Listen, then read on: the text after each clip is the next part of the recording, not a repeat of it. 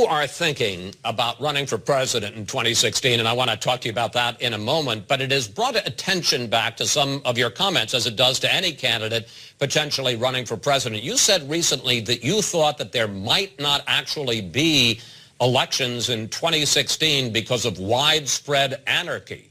Do you really believe that?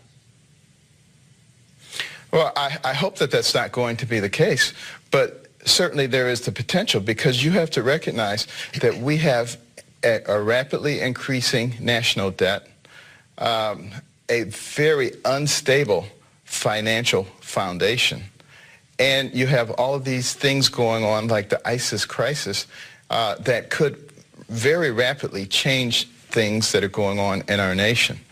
And unless we begin to deal with these things in a comprehensive way and in a logical way, there is no telling what could happen in just a matter of a couple of years, and particularly in a situation where we have a Senate and a Senate leader who has over 300 bills sitting on his desk, will not bring them to the floor for a vote, thereby thwarting the will of the people.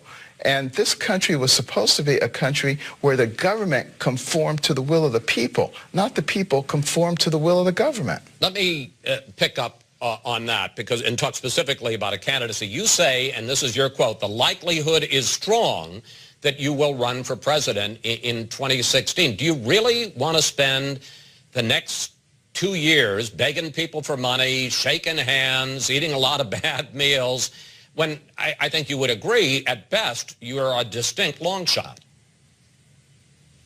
Well, let me put it this way.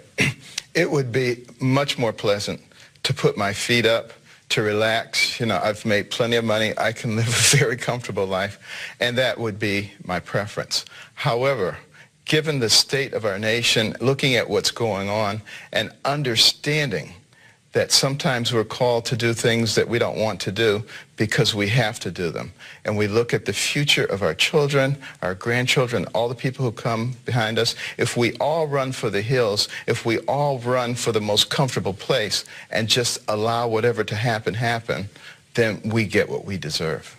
I have about a minute left. I'm going to be transparent here. You and I are friends. I have great regard for you, and we have had this question that I'm about to ask you, we've talked about in private.